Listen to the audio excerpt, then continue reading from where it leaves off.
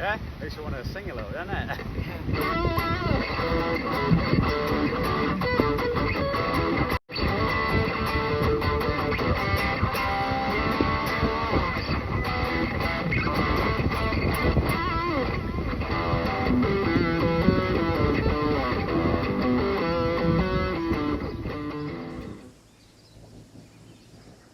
Your mind will easily find problems where there really are none. That is the natural instinct of the material body.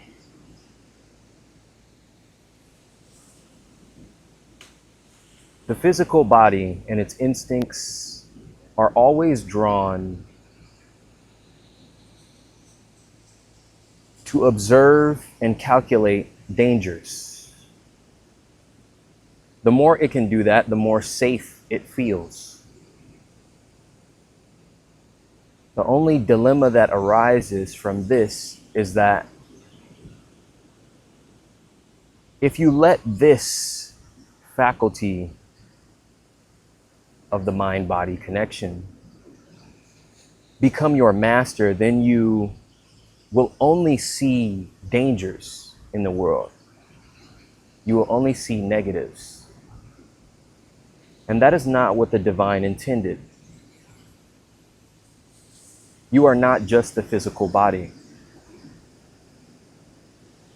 You have the spirit that you are breathing in, that is animating you, the consciousness. And then you have the soul, the fragment of the Supreme, of the Creator, of God.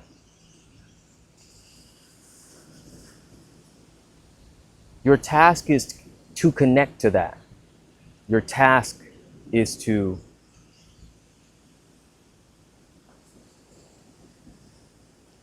witness the pure beauty of this world that can only be seen after you cultivate the pure beauty within yourself.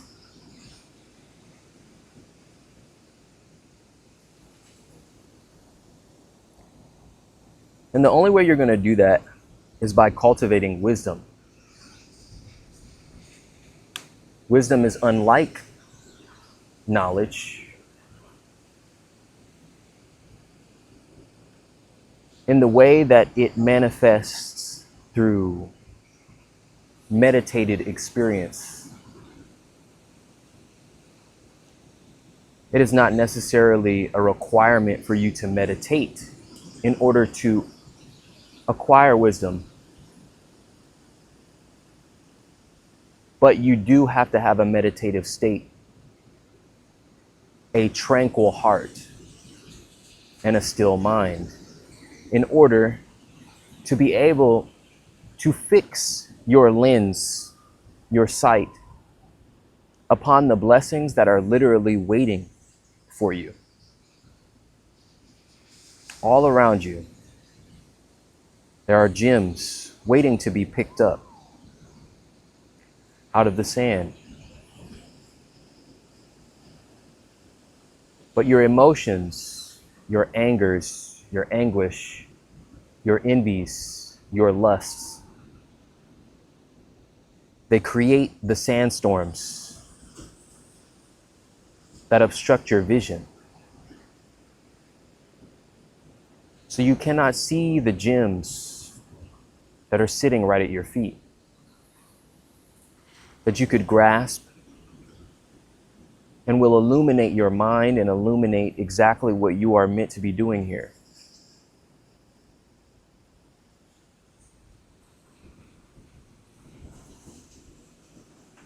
But you see, if you've never picked up a gem in your life, and by gem I do mean that divine wisdom that illuminates who and what you are, you will not believe that there are any gems at all. You will believe that this life is filled with danger and turmoil and the possibility of death only.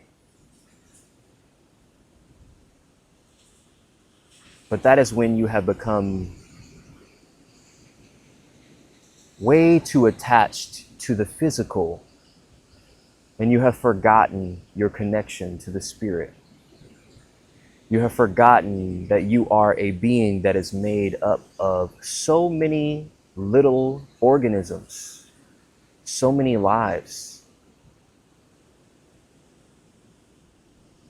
that you have become lonely, not realizing that you are a whole universe in itself. And the beings within you have no idea of your true existence, just like you really have no idea of where this is and who you are and what the meaning of you being here right now is. But you see, that will only be found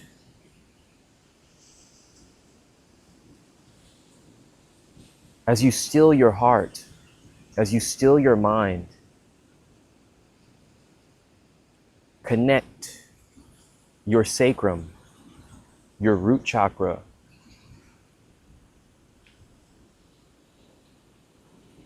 to the desires of your higher mind, not the desires of your lower.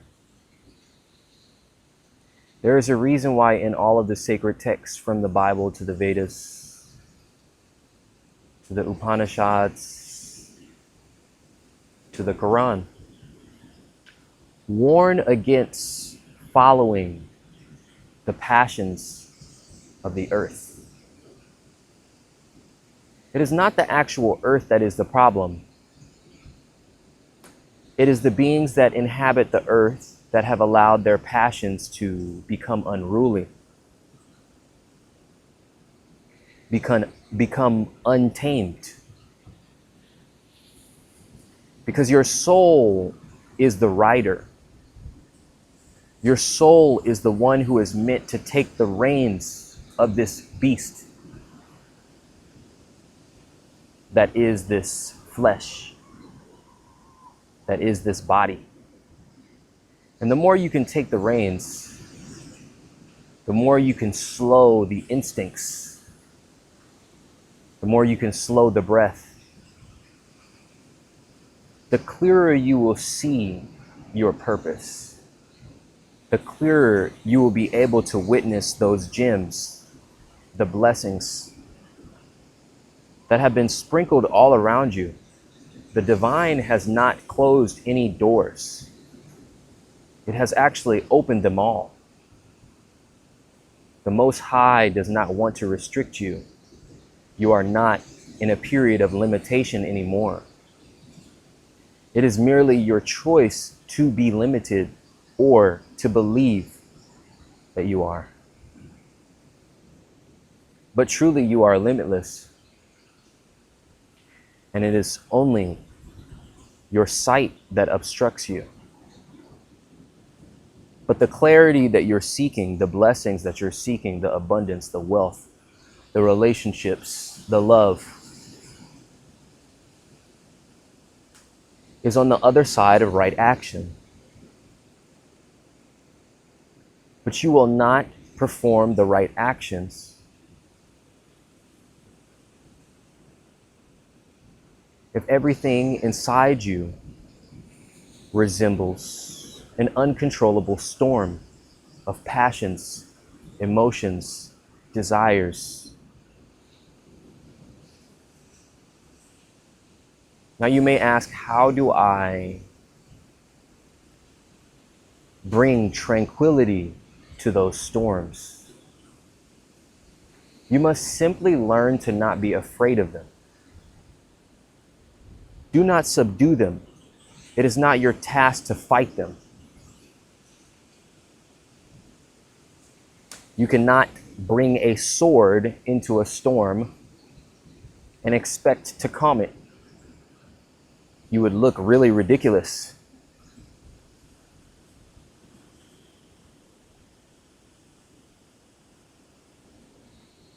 But you may want to see the storm as a much more turbulent wind.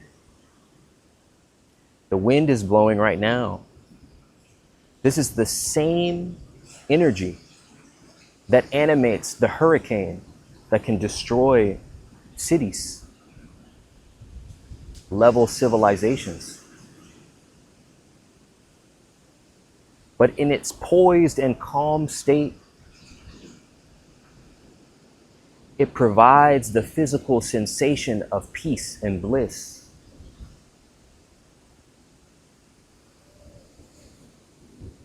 It creates the sound of the ocean in front of me, wave after wave, creating an undescribable noise that soothes your aura, soothes your mind.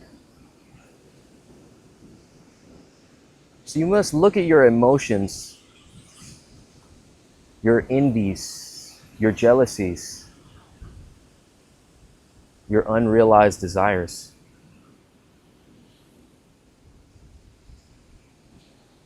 as winds you have not learned to calm.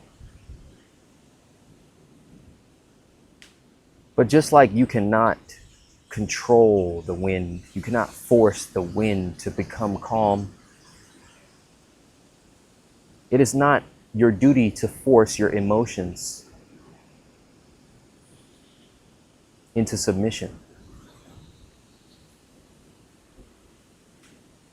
The beauty will come as you begin to learn how to simply be and witness and observe yourself. Observe the things that trigger you. Observe the things that remove your focus from your blessings and your virtues. Observe the things or the people or the opinions that make you want to talk, speak, and think about the negatives of life way more than the positives.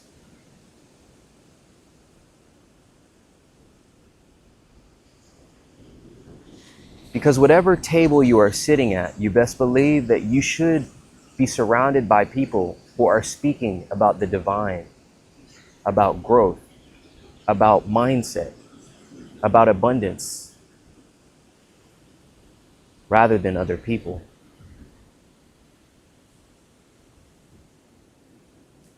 Gossip is usually the easiest thief of the blessings we all say that we wish for. Yet we would rather spend the most precious moment, which is now, focusing on belittling another, envying another, boasting ourselves above someone else, when truly no one is above or below anyone else.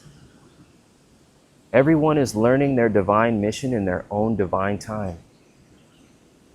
And that is your task as well. It will be quite funny for you. It will be quite amusing when you start to see all the shining gems sparkling in the sun all around you. Because you will know they were always there. You will know that you could have witnessed them the whole time.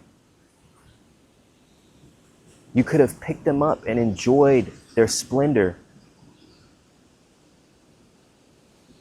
You could have seen the rainbow prisms of light bouncing off of them, illuminating your eyes, the windows to your soul. If only you weren't so focused on those dark times of the past or those anxieties of the future. So the divine is calling you to witness your blessings. The divine is desperately trying to contact you, to let you know that you are okay. Everything is going to work out. You are loved. You are not alone. Your gifts have been given already. It is just your task to accept them. But how willing are you to stay in the mindset of receiving rather than the mindset of taking? Because when you believe that you have nothing, you are under the spell that you must take. But when you believe your blessings are all around, your gifts have been sprinkled upon every moment that you live, then you have nothing to take at all. You have everything to give. You have everything to receive.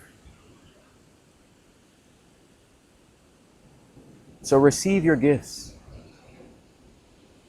Don't put them off into some obscure future. Like then you will be happy once you receive. No, you are receiving now. It is raining upon you. Bliss and blessings await your awareness. And all you have to do is take a peaceful look.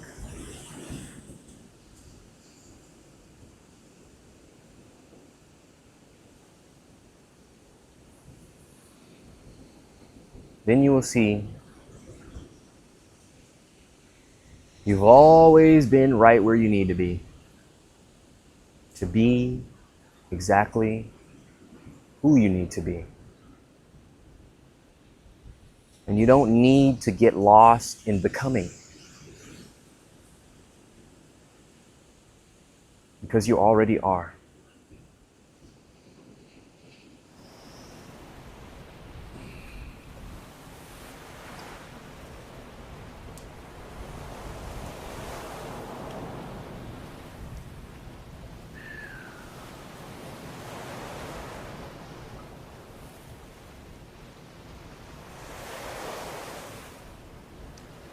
The list is all around us